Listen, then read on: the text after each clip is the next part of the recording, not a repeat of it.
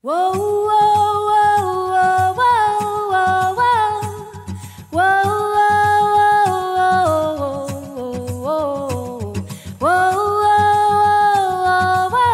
whoa, whoa. Good evening, everyone, and welcome to Property Focus. What a vibrant atmosphere we have lined up for you today, filled with energy, passion, and inspiration.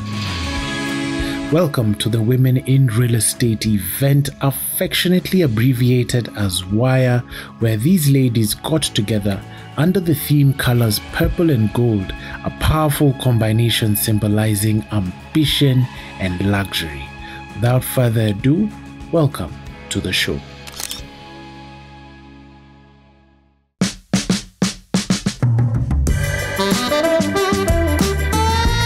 Today is International Women's Day. I'm looking to helping and supporting women and asking each other, we hold hands so that we can accelerate together and win together. A women's world is a national world. On this day, we were honored to have some remarkable guests, most notably the guest of honor, Martha Karua, an esteemed lawyer and fierce advocate for women's rights. Martha Karua has dedicated her career to empowering women to claim their spaces, and she had a powerful message. We will have to sit down, work, conspire, keep plotting and planning to occupy the spaces that we deserve. And we'll do it in our name, in the name of our daughters, in the name of our sisters, in the name of our grandchildren, and in the name of humanity. Because wherever you have women participating fully, society advances. The message was clear today. Martha Karua said it, is that we need to take up our spaces and we need to be thriving in the built environment as women. My name is Diana Musioka. I'm a quantity surveyor and a member of AAK and the current honorary registrar.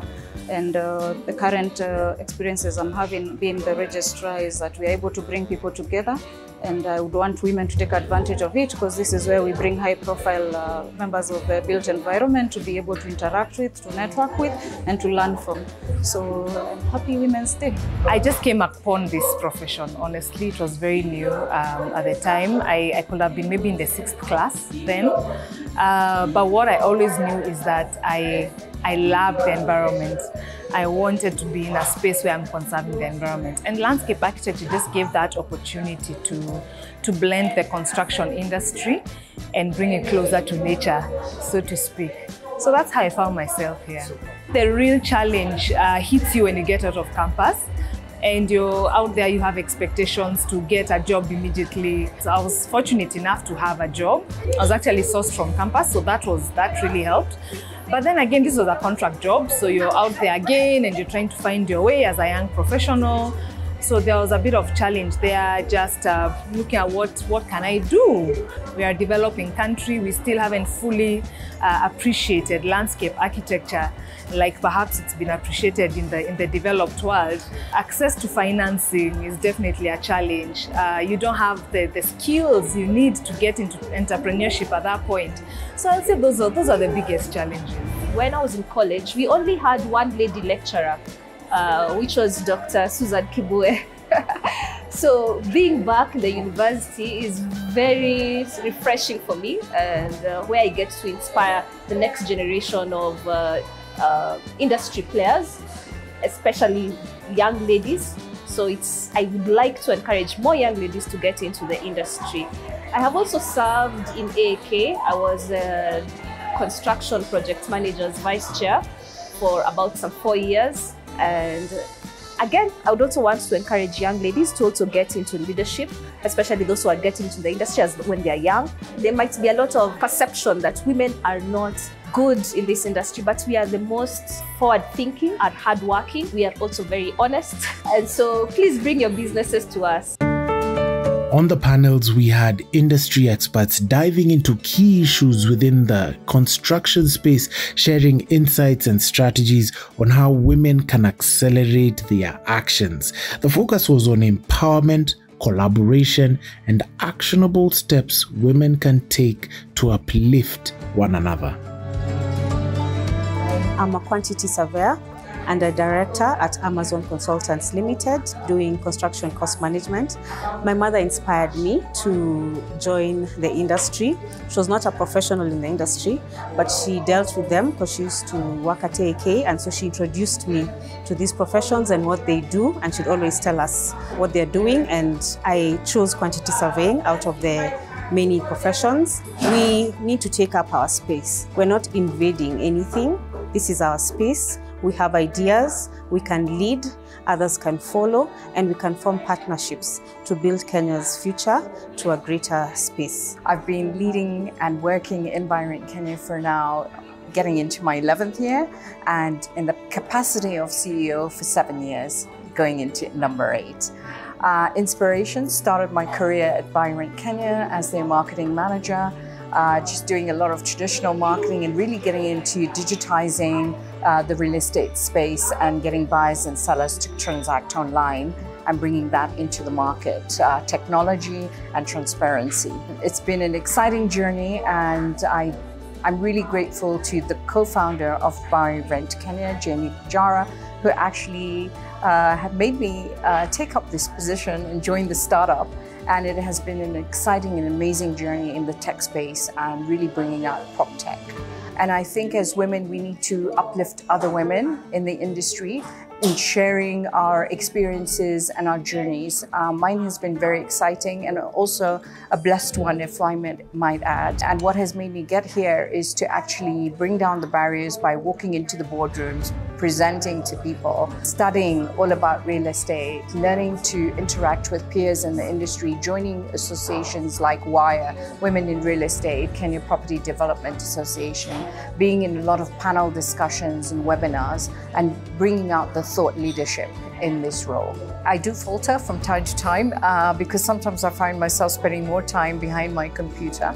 But if you'd ask me what my work-life balance is, to sometimes take a walk with my hiking group, a young group of ladies that used to work with me, we're colleagues that come together to walk at Karura Forest. It gives me time to digest from the week and just get stress-free. I do like to meditate because I'm here in this capacity also, not just with a little bit of luck and bringing my expertise, but also having a spiritual life together. As a woman in the construction industry, women face several unique challenges, especially being a male-dominated industry.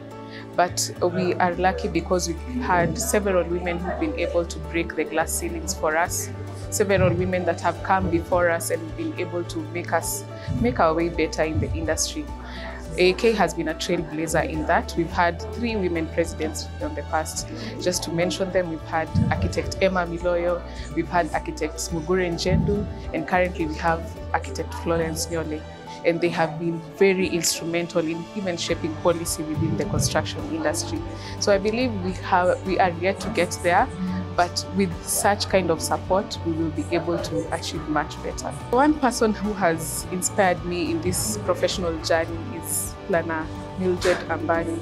She's an urban planner. She's done so much for herself, and I look up to her because I've seen her grow from undergraduate. Now she's completing her PhD. She's doing amazing things in the GIS space and spatial planning industry. So I'll be really looking forward to seeing even more that she can accomplish. I have been in this real estate industry for a long time, but as an urban and regional planner and also a GIS expert. GIS is Geographical Information Systems. When I was studying as a planner, we were very few women in class, or very few ladies in class. Actually, a class of 42, 5 were ladies, the rest were male. But as of now, as I continue teaching, I have so many, it's like half-half. However, the female are still down there. They are not standing out. They are not occupying their space in the real estate world. They are still a bit timid, and that's the gospel we are now preaching, that we need to get out of that and occupy these unoccupied mansions where the female gender should now be thriving. Okay, we're going to take a short commercial break to hear from our sponsors. When we're back, we've got more on what happened at this event. Stay tuned. Happy International Women's Day. Accelerate the action. Yay.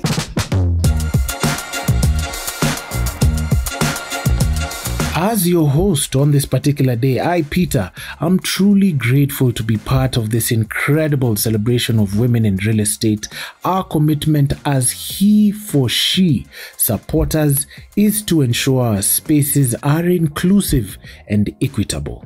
You could feel the electric atmosphere as women connected, shared their experiences, and forged new partnerships. It was truly a sight to see women standing together, determined to grow and succeed in the construction and real estate industry.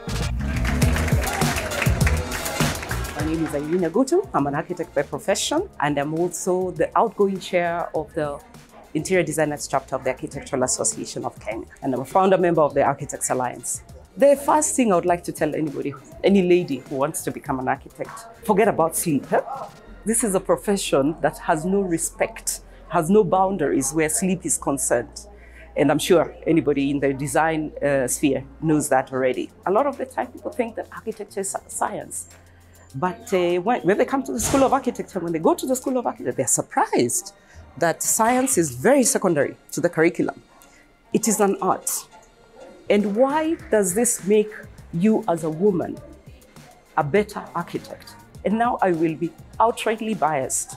Women make better architects because we are very creative in mind. We adapt very quickly from the scientific side of the curriculum to the artistic side. I noticed throughout my years in the university that men struggled. Men struggled with the shift because they believe in the hard. We soften this thing. So what I would advise any lady who wants to be an architect, go for it. You'll be a very good architect. Now, the Architectural Association of Kenya, I'll give a brief background, was established in 1968. It's an association that has been there for ages. Traditionally, it was dominated by the male gender because the industry was dominated by men at the time, but that is changing. So right now in the Architectural Association of Kenya, there's a lot of room for women. In fact, AAK is very committed to the professional development of women, not just in architecture itself, but in all the 8 built environment professions that are cut across, because AAK has got 8 chapters. So AAK is committed to the development of all these 8 chapters. Not biased in any way, but AAK makes it very conducive for the development of women. How do we do this? At AAK, like for instance, I am the outgoing chair of the Interior Designers Chapter. It's 2 years old. And I was actually the founder of the chapter. I'm a woman. AAK gave me that opportunity to lead a new chapter from its growth to where it is right now. My name is Violet Triungu Moshiri, and I'm one of the co-founders of WIRE, Women in Real Estate. I'm also the founder of a marketing communications creative agency called Terracotta Moon, and we're 15 years old this year. I have been in this space of the built environment because, number one, I live in a house. My generation enjoyed Nairobi. I don't see that happening for my son. We were able to run around. It was safe. There were many open places. The rivers were clean. We used to fish in Nairobi Dam, but there's a lot of work that we can do to correct it. I don't know where the notion that everybody should be squeezed in a particular precinct came from, because I think if you fly over Africa, you actually realize it's a dark continent. It's very unoccupied and very undeveloped. Now, on women in the built environment, wow, my fellow co-founders of WIRE, Robin, Emerson, Emma Miloyo, Jennifer Musimi, Diana Musioka, Nancy Modoni, Diane Calloway. I mean, I think we've set legacy. We've set legacy. On the younger leadership, I really commend the Secretariat for what they've been able to do under the stewardship of Sarah Rose. I know it's not easy. It's never easy, but you walk through the tears. You walk through the blood, sweat, and tears. How do you do that? How have you been able to navigate that? Is that you know that with time, you get to realize that you just always have to keep your eye on the prize, no matter what. The challenges will be there. Sometimes you will not know what to do, but when you ask for help, if you have good mentors and a good support circle, when you're running a business or you're in a community, and especially this one of women in the built environment, then things work. I wish questions would be asked of mothers, sisters, women before a building is put up. Because most women are asking, where will my children play? There is no grass, even for your pets. You know your pets need grass? We all need green. I wish we could be included in the beginning of, before you destroy that nice bungalow that was standing somewhere and do pillar to pillar development. It's painful to see. We are your mothers, we're your aunties, we're your sisters, we're your colleagues. Ask for our opinion and take it as gospel truth, because we are the ones who are left at home raising children. You know, a home is very important for a woman. It's not just, it's beginning to look like now home is just a place you go, you put your head down, wake up in the morning and go to work. It's not a place you live in. It's a place where you go to sleep. That's how it feels like. That's how Nairobi is feeling like for me. Let's work together and just fix and develop outward this space. Well, how I'm currently navigating in this space is through support, through mentorship, through the decisions we've made as an organization. Our organization, one of our CEOs for Grit is a female, so it feels familiar to be a woman in the space. But how that translates for me is that in my role as the head of region, it then allows me to empower other women in their different areas of their expertise. So what I would recommend, or what I would challenge other women to do, is to encourage other women, to support the other women that are around you, that are in the different sectors of the built environment, and also to create those spaces. And that's, I think, the most important thing at the moment, is create those spaces and create those opportunities, because now is the action time. My story is completely out of the ordinary. I actually was destined to be a chartered accountant, and then I dropped out just to study construction management, not because I saw it somewhere, but I was just inspired in the sense that these are the buildings that we're going to spend a lot of time in. I want to be part of the industry that actually builds these buildings that we're going to spend all our hours of the day in. So whether there was one particular person who inspired me to get into that space, I don't really have one. But as I grew into the industry, there are so many people that inspired me not only to excel in the space, but to grow in the space. Naturally, majority of them are men, but I'm hoping that now that some of us are in the space, that we can have women leaders who can inspire and encourage other women to be in the space. Since childhood, I wanted something to do with outdoors. I'm not somebody who stays so much in the office space, so I needed something that I'll be able to interact with on the outdoor space. So I think that's why I chose the profession of landscape architecture. Being a woman in the industry, there are a lot of challenges, especially when it comes to competition in terms of payment. When you get to clients, they feel like they don't pay what you're worth because they're looking at you like a woman. But the fact that the profession is growing, and as people in the industry, we are trying to find our way into it and to make people know that even women can be able to do what men do in the male-dominated profession. Interestingly enough, I married an architect. So we ran a practice together called Icon Concepts. It is both in Kenya and in Rwanda. So we do find a way of balancing each other. He's a very good support system. We have 3 sons who, in fact, the first one is in Form 4. So we do find a way of balancing each other. When you have a good support system back home, either from friends, from relatives, and a good partner, life becomes so much easier in this industry. To the women out there, own your space. You've got what it takes. Never be shy of being true to yourself, and actually go for it. There's so much to learn. There's a lot of strategies outside. There's a lot of skill sets, and really create your own space and be a voice for other women. Because if I can lift you, you'll be able to lift someone else. Today I'm celebrating every woman, wherever this woman is. whatever age, whatever space they are in. Let them keep taking up that space, like we've been told by Honorable Mother Karua. Take it and empower another woman. I'd like to wish all the women in the world a happy International Women's Day, considering the theme of accelerating action. As women, let's take our space, especially women in the construction industry. Happy International Women's Day. It's time to accelerate action. Been great interacting and networking with great women of impact in the community at large and in the built industry. So well done, Wire, and we look forward to more events in the near future. In closing, if you think this is just talk, think again. These ladies are here to take action, to grow our community and to make strides in the construction space. Let's continue this momentum and support each other in every endeavor. Thank you all for being a part of this remarkable evening with Wire. Together, we will accelerate action and carve our paths in an industry that belongs to us all. Till then, we look forward to seeing how we can continue to uplift and empower one another. This has been Property Focus.